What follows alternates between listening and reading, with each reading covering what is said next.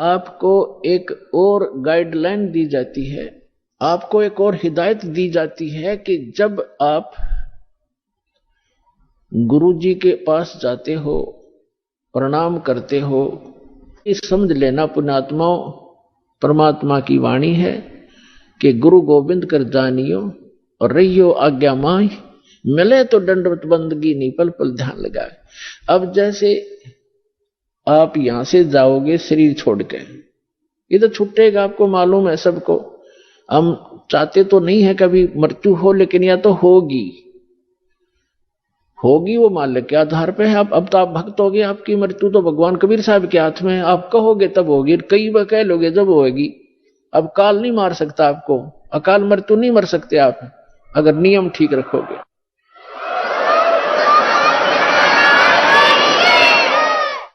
तो ये तो हमने यहां से जाना पड़ेगा। जब आप यहां शरीर छोड़कर जाओगे तो ऊपर जाकर के जहां भी आप देखोगे ये दास के रूप में वो कबीर परमेश्वर आपको खड़े दिखाई देंगे। और जो काल के दूत यहां संत आए हैं उनके रूप में वो काल उनका रूप होगा, लेकिन काल उनके संत के रूप में खड़े दिखेंगे। तो वहां जो जिस गुरु की वो शरण में है, तो वहां जाकर अपने गुरु जी के पास ही जाते हो, तो सीधे के अपने वो खड़े गुरु जी, तो आप उसके शेष सारे उस गुरु के पास, उसके शेष उस दूसरे गुरु के पास। तो वहां काल भी आता है जो उसने संत भेज रखा है इन जीवों का नाश करने के लिए, और परमात्मा आता स्वयं जिसने अपना संत भेज रखा है जीवों का विकास करने के लिए। तो इस दास के रूप में आपको वहां परमात्मा मिलेंगे।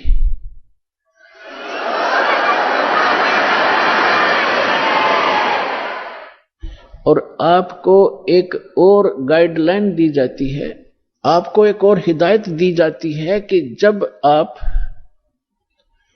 गुरु जी के पास जाते हो, प्रणाम करते हो, तो उसमें एक अभ्यास बनाओ कि सतनाम का सुमरण अवश्य करें। प्रथम नाम मिला है तो प्रथम का अवश्य करें। जैसे प्रणाम करते करते भी आप एक सांस का सेवन आसानी से कर सकते हो। और उससे क्या होगा, जैसे यहां तो आपका अभ्यास बना रहेगा, भक्ति तो करनी है, तो उससे क्या होगा, जैसे आप सतलोक वहां जाओगे, एक चिरकुटी, एक इंटरनेशनल एयरपोर्ट समझ लो चिरकुटी। जब वहां पहुंचोगे तो वहां आपको परमात्मा मिलेंगे इस दास के रूप में, और वहां काल भी धोखा देने के लिए इस दास का रूप बना सकता है। तो उसमें आप जी ने सिमरन करना है सतनाम का, क्योंकि वहां जाएगा तो सतनाम ही होगा आपके पास, सारनाम तो होगा ही होगा, सतनाम भी होगा। तो सतनाम का और सारनाम का जाप करना है। तो सतनाम का जाप करने मात्र से, और प्रथम मंत्र भी अगर प्राप्त है, इसमें प्रथम और लास्ट 2 मंत्र हैं इस 7 मंत्रों में, तो ये दोनों मंत्र भी गजब के मंत्र हैं।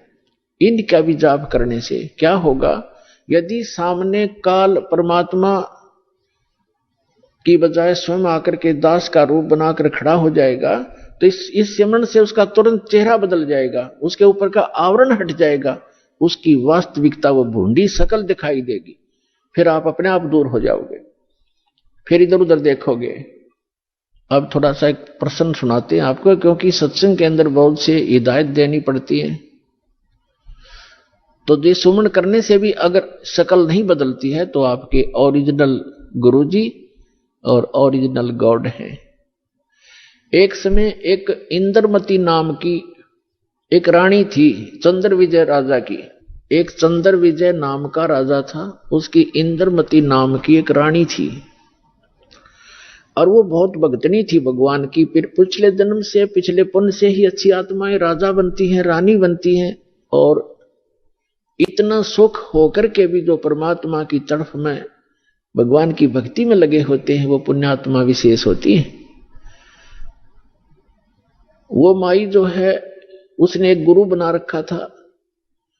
उस गुरु जी ने उसको बता रखा था कि श्री राम श्री कृष्ण उसने बता रखा था कि भगवान विष्णु भगवान शिव की भक्ति करनी चाहिए, श्री राम की भक्ति करनी चाहिए, 68 तीर्थों पे जाना चाहिए, 68 तीर्थ करना चाहिए, एकादशी का व्रत रखना चाहिए। और उसने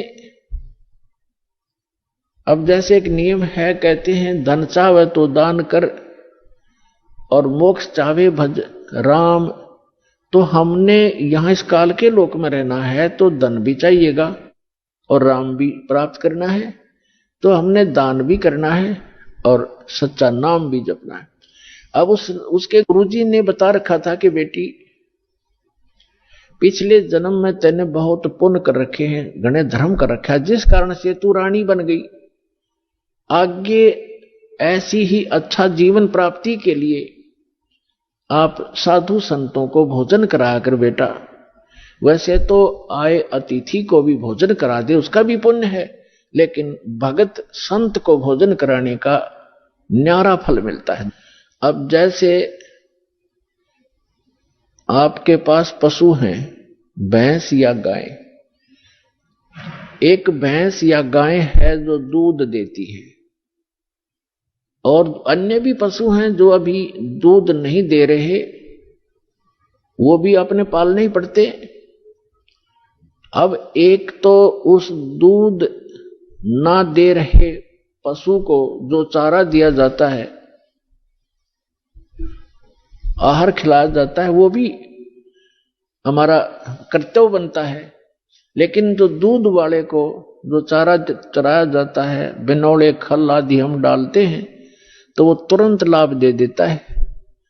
सुबह अच्छा भोजन कराओगे, चारा चराओगे, तो शाम में दूध घड़ा पाओगे उसके।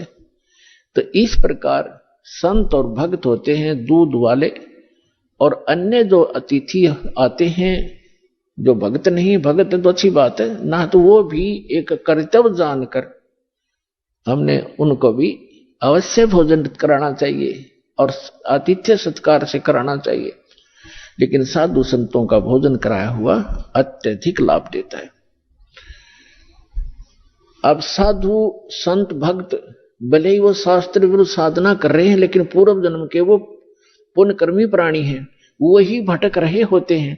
कोई लाल पीले कपड़े पहनता है, कोई दाढ़ी बढ़ा लेता है, कोई मूंड मुंडा लेता है, कोई तिलक लगाता है, जैसा भी उसको मार्गदर्शक मिल गया, क्योंकि उसको परमात्मा चाहिए, चाहे किसी भी भेख बनाने से मिल जाए, वो परमात्मा की तरफ तड़फ रहा है। ऐसे कोई व्यक्ति को भोजन कराने से विशेष लाभ होता है, क्योंकि अब तो साधना ठीक है नहीं, लेकिन पूर्व जन्म की कमाई उसकी है, और वो भक्त भगवान का विशेष प्यारा होता है। चाहे आज वो किसी की पूजा कर रहा है, लेकिन वो भगवान कबीर साहब का ही बच्चा है। तो इसलिए ये एक नियम है। इस नियम के आधार से उस संत ने अपनी शिष्या इंदुमती से, इंद्रमती से कहा था कि बेटा साधु संतों को भोजन कराने से अगले जन्म में भी तू रानी बन जाएगी। अब इनको ज्ञान इतना ही था कि रानी बन जा, रानी कितने बार बनेगी, फिर गद्दी भी तो बनेगी। वो एक दिन वो समस्या इनका समझ में नहीं आ रही थी, अकिया भी पड़े गले में। ठीक है, जितना उनको ज्ञान था उस रानी को ज्ञान उसने दे रखा था। अब वो अपने गुरु जी के बताए मार्ग पर कति दृढ़ थी। अब क्योंकि वो ऐसी पुण्यात्माएं कबीर साहब के बच्चे हैं, परमात्मा कहते हैं दो जन मेरी शरण है, ताका हूं मैं दास और गेल गेल लाग गया फिरूं, साथ साथ फिरता रहता हूं जब तक धरती आकाश। आपको बहुत बार बताया, क्योंकि ये दातंग मार्ग है पुण्यात्माओं। आपने केवल कथाएं सुनी है, ये राम कृष्ण की, सुदामा और कृष्ण की, बेलनी और राम की, राम रावण की लड़ाई, महाभारत का युद्ध, ये भी एक इतिहास है, लेकिन ये अध्यात्म मार्ग नहीं था। अब ये है संपूर्ण अध्यात्म मार्ग ज्ञान, इसको बहुत प्रकार से समझाना पड़ता है। तो उसने सोचा अब रानी ने जो भी गुरुजी ने बताया था उस पर दृढ़ होगी, और उसने ये सोचा कि भी साधु संतों को भोजन कराना अनिवार्य है। उसने एक अपना नियम बना लिया कि मुझे भूल ना पड़े, मैं प्रतिदिन संतों को, जितने भी आसपास संत हैं, 2, 4, 10, कम से कम एक को तो भोजन करा कर ही मैं प्रतिदिन आहार किया करूंगी। तो उसने अपने नौकरों से बोल दिया कि आसपास जो भी जंगल में कोई साधु संत हो उनको प्रार्थना करके आओ कि डेली यहां भोजन करके जावें, और जो यहां नहीं आ सकते उनको वहां पहुंचा कर आओ। अपने हाथों रोटी बनाती रानी होकर, चाहे 10 संत आते, चाहे 5 आते, चाहे 20 आते। तो ये सिलसिला शुरू था। एक बार क्या हुआ कि कुंभ के मेले का कोई ऐसा संस्कार हो गया। कुंभ के मेले पर हरिद्वार में चले गए सभी साधु संत उस तीर्थ पर भी लेने के लिए, और पैदल आना जाना होता था तो 10-15 दिन का प्रोग्राम उनका बनता ही बनता था। कोई भी संत उस क्षेत्र में रहा नहीं। अब रानी को पता चला कि साधु आए नहीं, पता करके आओ। पता करके आए, साधु नहीं थे, कोई है नहीं, सब चले गए, सबकी झोपड़ी खाली पड़ी है। पता चला कि वो तो तीर्थ भ्रमण पर चले गए। तो रानी ने प्रण कर रखा था, प्रतिज्ञा कर रखी थी कि जब तक संत नहीं खाना खिला लूंगी संत को, मैं आहार नहीं करूंगी। 1 दिन बीत गया, 2 दिन बीत गया, रानी थी भूखी गड़ी, रही नहीं थी। 3रे दिन तो वह कति आंखें बंद करने लगी, मरूंगी। उसके पति ने भी समझाई, तू क्यों अपना जीवन नाश करे, खा ले 2 रोटी। प्रसाद दुआ फिर जमा दिए कि बिजली गिर गई, पर ने बोली नहीं, मर जाएंगी पर मैं भोजन नहीं खाऊं। अब उस पर दुख देखा नहीं जाता, उस परम पिता पे। द्वापर के अंदर परमात्मा करुणा में नाम से आए हुए थे, यही कबीर भगवान, वो समर्थ परमात्मा, अमर पुरुष। चारों युग में आते हैं परमात्मा। कहते हैं सतयुग में सत सुकृत कह टेरा, त्रेता नाम मुनिंदर मेरा, द्वापर में करुणा में कहाया, और कलियुग नाम कबीर धराया। चारों युग में आया हूं मैं परमात्मा कहा करते। तो द्वापर में वो करुणा में नाम से आए हुए थे। अब उसने देखा या मरेगी भोली भगतनी, एक साधु रूप बना के परमात्मा वहां दूर सी आते दिखाई दिए राजा के महल की तरफ ही। रानी ने कहा अपनी नौकरानी से कि बांदी है दासी, यदि तू अपनी रानी का जीवन चाहती है तो देख ले कोई साधु संत तुझे दिखाई दे जा, नहीं तो आज शाम तक तेरी रानी प्राण छोड़ देगी।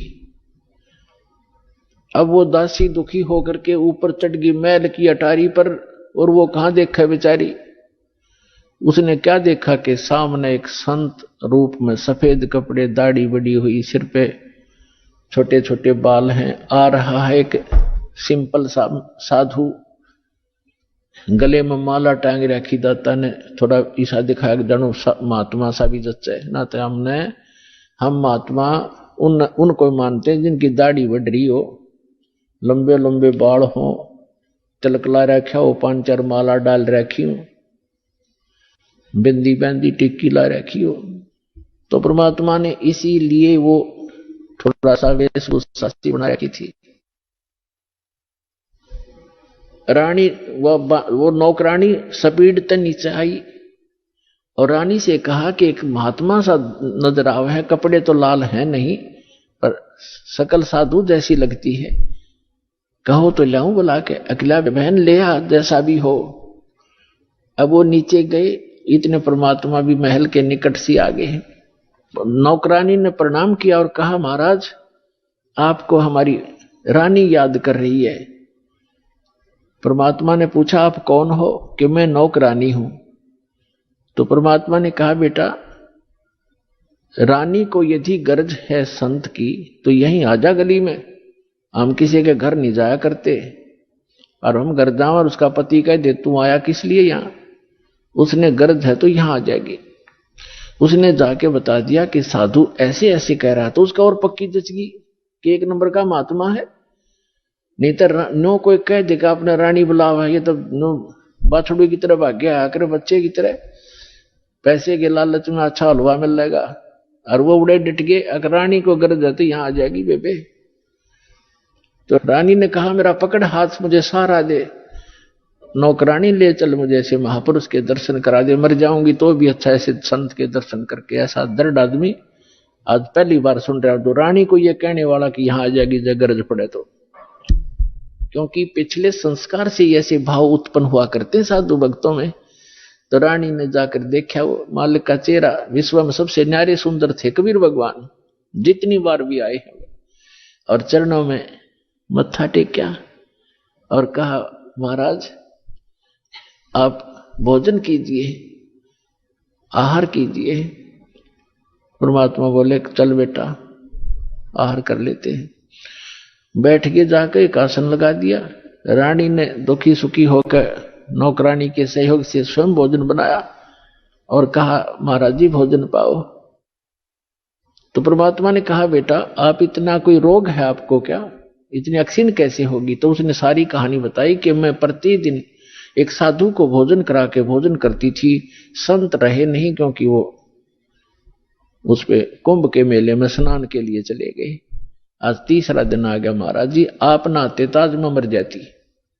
जब भोजन बना के परमात्मा के पास रखा तो कहा परमात्मा ने कि बेटी मेरा शरीर भोजन करने का नहीं है, मैं तो खाऊं या ना खाऊं मैं सदा एक रस रहता हूं।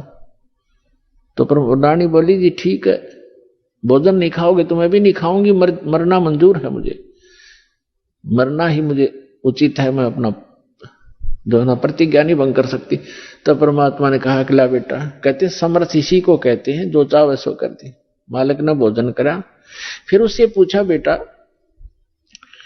ये जो आपको ये हठ किसने बताया?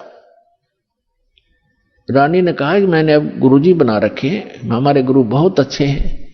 परमात्मा ने पूछा क्या साधना करते हो? कि श्री विष्णु जी की, श्री शंकर भगवान की, शेरा वाली माता की, जो भी वो करती थी, एकादशी का व्रत करती हूँ, तीर्थों पर भी जाती हूँ, ऐसे करती हूँ। फिर परमात्मा ने अपना ज्ञान समझाना शुरू किया, लेकिन वो रानी जो थी वो ज्यादा भावुक होते श्रद्धालु। जैसे ये दास प्रारंभ में इन अन्य पंथों वालों को कहा करता था, जो भी आ जाता था संपर्क में सत्संग सुनने, कि भाई आपका नाम गलत, आपका गुरु पूरा नहीं है, आपकी साधना गलत है। ये राधा स्वामी, धन धन सतगुरु, जय गुरुदेव वाले और ये तो सारे निरंकारी वाले ये आते थे जो सुनकर सत्संग है। जब ये दास उनको ये सच्चाई बताता तो बेदक जाते, उठ कर चले जाते कि ना आप तो निंदा करते हो, किसी संत की निंदा नहीं करनी चाहिए, पाप लगता है। अरे भले आदमियों, निंदा क्या की मैंने? तेरे गुरु को चोर बताया ना, डाकू ठग बताया नहीं, उसके ज्ञान की त्रुटि बताई है, ज्ञान में कमी है आपके गुरु जी में। संत तो अच्छे ही होते लेकिन ना समझ में आई। ये श्रद्धालु होते हैं कि ना गुरु जी के बारे में कुछ नहीं सुन सकता, और अब लग रहे रोते हुए लुट पिट के रोआ बरीत रहे, नाश हो गया। 30 साल हो गए राधा स्वामी में, जीवन खो दिया, सब कुछ लुट पिट गया, इकलौता पुत्र था वो भी मर गया। बता अब टिंडे ले लो राधा स्वामी में, धन धन सतगुरु में। साची के 6 माह में गुस्सा होते थे। और यहाँ का इतिहास देख लो, सन 1994 से जो जुड़े हैं आज उनके ठाठ देख लो, और उनके घर में कोई दुर्घटना हुई तो आप पूछ कर देख लो, लाखों की संख्या में भक्त है। तो भगवान की शरण न्यारी होती है।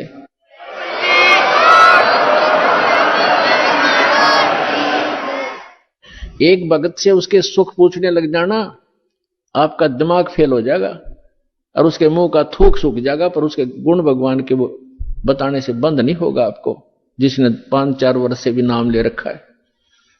ये समर्थ है, पूर्ण परमात्मा है, इसलिए दास ये रे हो रहा आपके लिए कि किसी प्रकार आपके समझ में आ जा कबीर इज गॉड।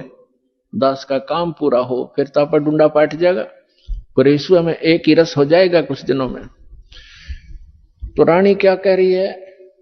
परमात्मा ने बताना शुरू किया, बेटा आप विष्णु की पूजा करती हो, विष्णु जी की, कहां जाओगे? बता आपके गुरु ने, जी स्वर्ग में जाऊंगी। स्वर्ग में कितने दिन रहोगे? अब सत्संग सुनकर थोड़ा बहुत ज्ञान हो ही जाता है। कहती है जी वो तो जितना पुण्य होंगे, पुण्य अपने पुण्य धर्म होंगे, मेरे पुण्य होंगे, उतने दिन वहां रहूंगी। फिर कहां जाएगी है पता नहीं, वह मैं बताऊं कहां जाएगी, तो गद्दी बनेगी फिर अगले दिन में। अब यह बात उसका उत्तर नहीं गला। परमात्मा ने बताया जो साधना आप कर रही हो, पुण्य कर रहे हो, दान कर रहे हो, ठीक है, रानी भी बन जाएगी और स्वर्ग भी चली जाएगी, फिर पशु योनि में भी कंपलसरी जाएगी। और ये आपके विष्णु जी भी नाशवान, आपके शंकर जी भी नाशवान, आपके ब्रह्मा जी भी नाशवान। तो कहते हैं थर पकड़ थर होई, अमर की साधना करने से अमर पुरुष की तो अमर हो सकते हो, तुम नाशवानों की भक्ति करके और सथाई होने की चेष्टा कुचेष्टा करती।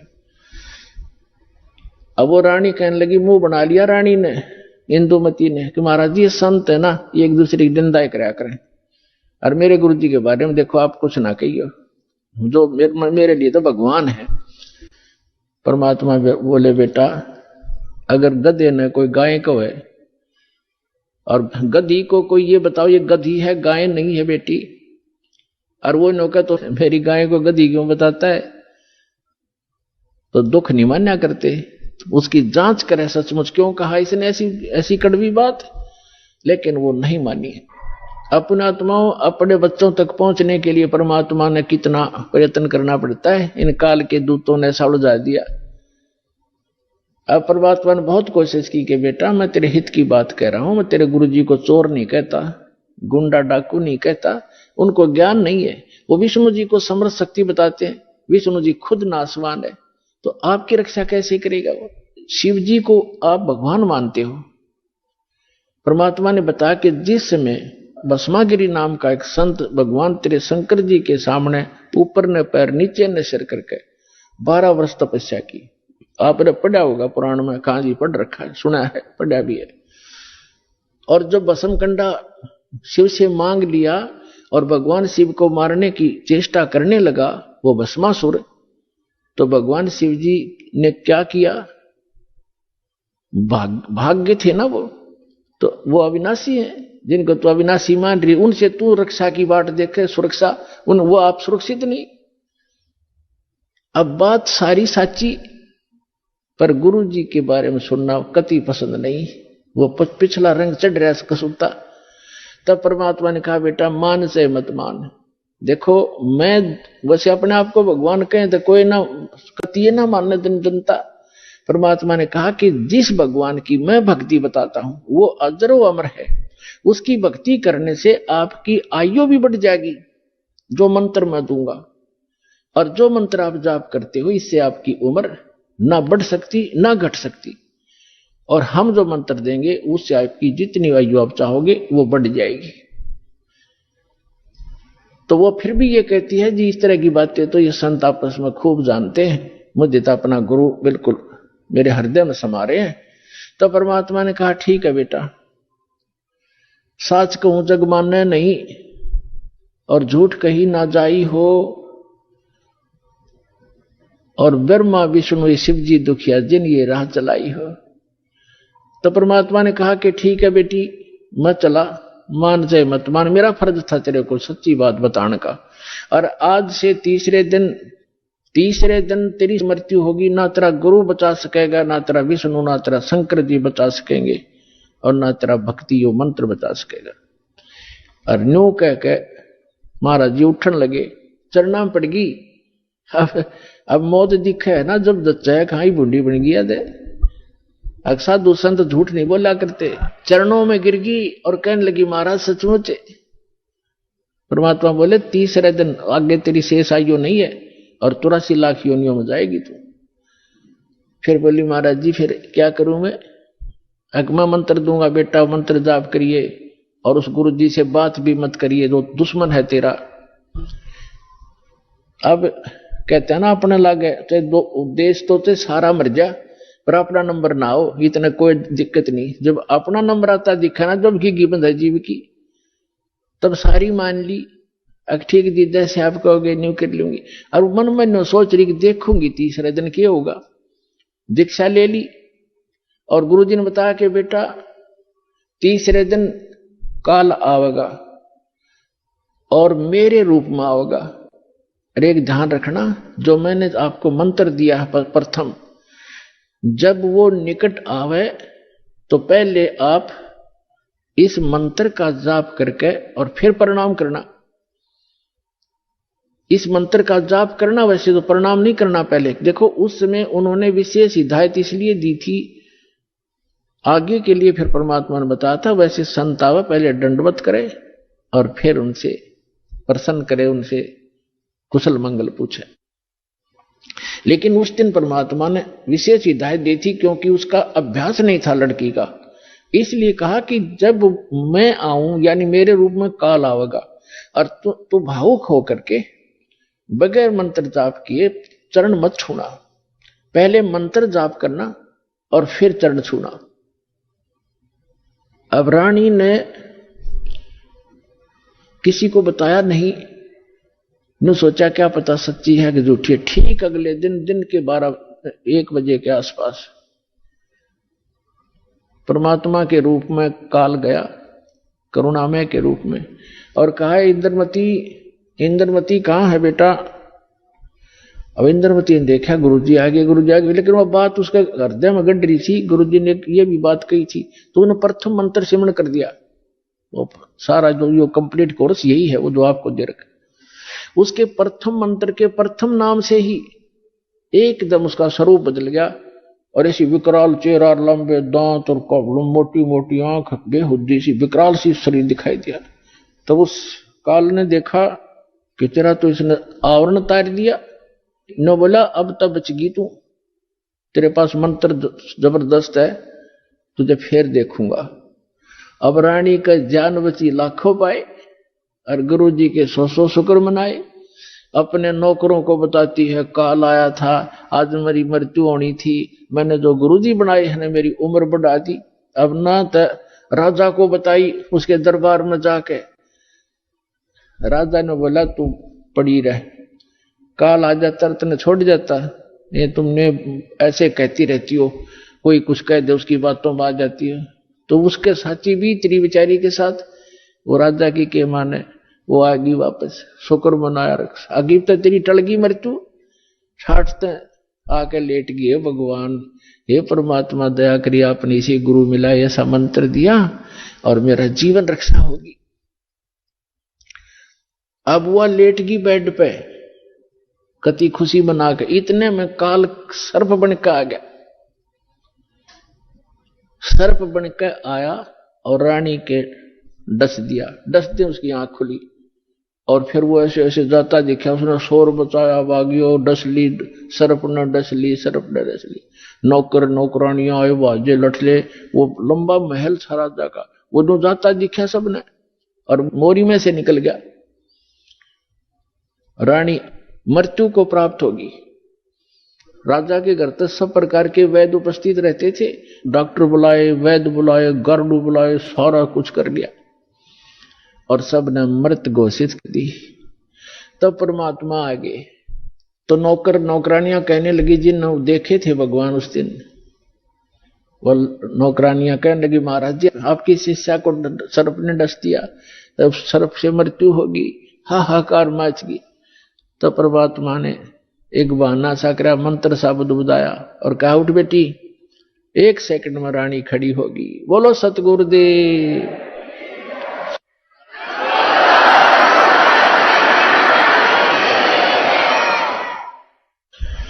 धन धन सतगुरु सत कबीर, भगत की पीड़ मिटाने वाले। धन धन सत कबीर, भगत की पीड़ मिटाने वाले, भक्त की पीड़ मिटाने वाले, भक्त की वाले। धन धन सतगुरु सत कबीर, भक्त की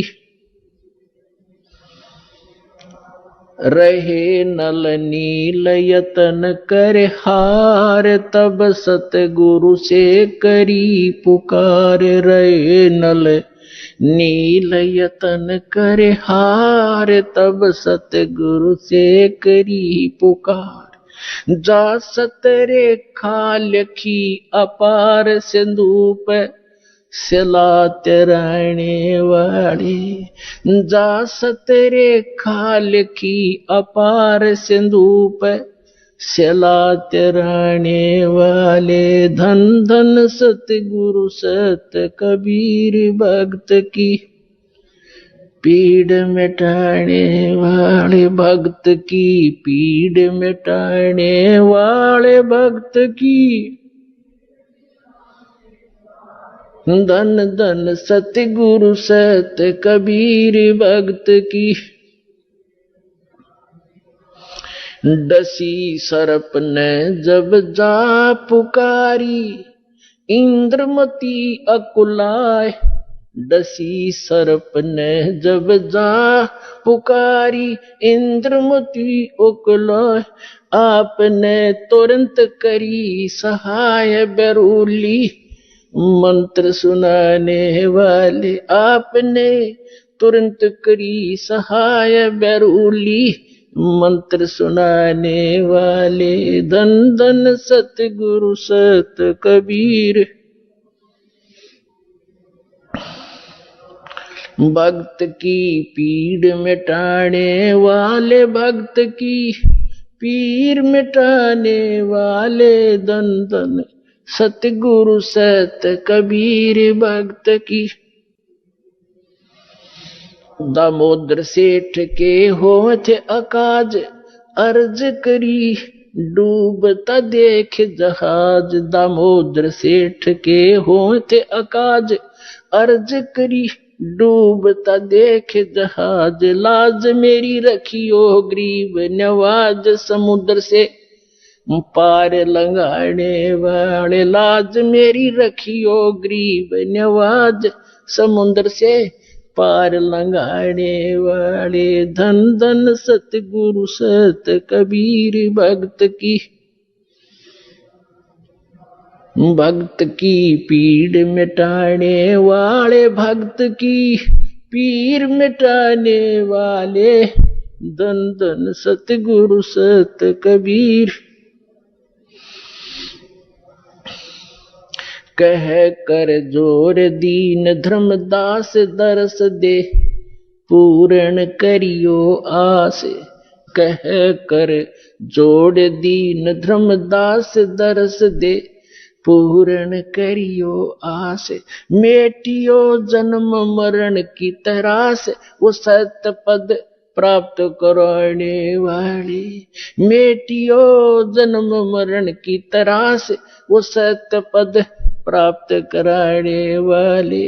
धन धन सतगुरु सत कबीर भक्त की पीड़ मिटाने वाले। भक्त की पीड़ मिटाने वाले, भक्त की पीड़ मिटाने वाले। धन धन सतगुरु सत कबीर भक्त की। भक्त की पीड़ मिटाने वाले, भक्त की पीड़ मिटाने वाले। धन धन सतगुरु कबीर भक्त की। कह कर जोड़ दीन धर्मदास, दरस दे पूर्ण करियो आस। कह कर जोड़ दीन धर्मदास, दरस दे पूर्ण करियो आस। मेटियो हो जन्म मरण की तरास, सत्य पद प्राप्त कराने वाले। धन धन सतगुरु सत कबीर भक्त की पीड़ मिटाने वाले। डसी सर्प ने जब जा, डसी सर्प ने जब जाए पुकारी, इंद्रमती अकुलाए। आपने तुरंत करी सहाय बिरहुली, मंत्र सुनाने वाले। परमात्मा ने लीला की। रानी ने पूछा, महाराज ये कौन सा मंत्र था? परमात्मा ने कहा, बेटा बिरहुली मंत्र है। बिरहुली मंत्र क्या कि राम नाम जप बिरहुली, गुरु की शरण में रह बिरहुली। वो तो एक बहाना बनाया था कि इस बालक को बढ़ा दूं, लेकिन वो तो समझ सकती है मंत्र की क्या आवश्यकता उसको। अब रानी की खुशी का ठिकाना नहीं रहा और राजा का भी दचगी, गारडू भी फेल, वैद्य भी फेल। इतना जरूर मान लिया संत ठीक है, लेकिन राजा की बुद्धि सातवें आसमान पर होती है। उन कर्मी प्राणी होते हुए भी वो दुर्भागी होता है जो भक्ति नहीं करता। और रानी होते हुए या राजा होते हुए जो भक्ति करते हैं, सत साधना करते हैं, चाहे कैसी भी कर रहा है, परमात्मा कहते हैं चाहे कोई भक्ति करे कपट की और उसको भी अपनाऊं और श्याम दाम दंड भेद से ती प्रसिद्ध मार्ग लाऊं। अब देखो, परमात्मा काल को आने भी नहीं देता, इसलिए आने दिया रानी का जच्चा ना हो। या बात संत जो साची कह गया, परमात्मा ये समझ रहे थे कि या फिर छोड़ दे हो गुरु, दूसरा गुरु आते ही उसके भी चरण छुआ और उसकी भी आरती तारो। और पुण्यात्मा, गुरु को तजे भजे जो आना, अर्ता पशुआ को फोकट ज्ञाना। परम संत ने छोड़कर फिर वो नकलियां फिर भी आस्था जिसकी है तो वो फोकट ज्ञान है, उसके पास भक्ति है, वो श्रद्धा नहीं बनी उसकी। जैसे पति भरता पति से राती आन पुरुष नहीं भावे और बस है पीहर में सुरत प्रीतम में, ऐसे ध्यान लगा। यानी गुरु, नकली गुरु को त्यागने के बाद जब आपके समझ, क्योंकि पहले तो आपके पास कोई पैमाना ही नहीं था मापन का, जांच करने का कोई ऐसा वस्तु नहीं थी, विकल्प नहीं था। अब दास आपको पहले संत को जांचने के पैमाने देता है कि इसे नाप के देख लियो जिसके पास ये ज्ञान है।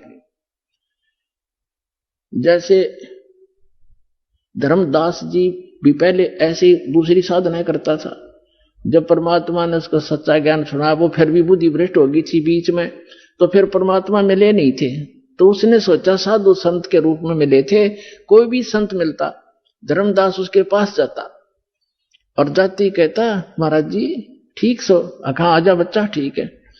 तो उसने पूछा जी वो क्या प्रश्न करता था कि ब्रह्मा विष्णु महेश के माता पिता कौन है? तो वो कहता था अरे ये तो अजरो अमर है, सर्वेश्वर है, ये कहां से बात उठा लिया?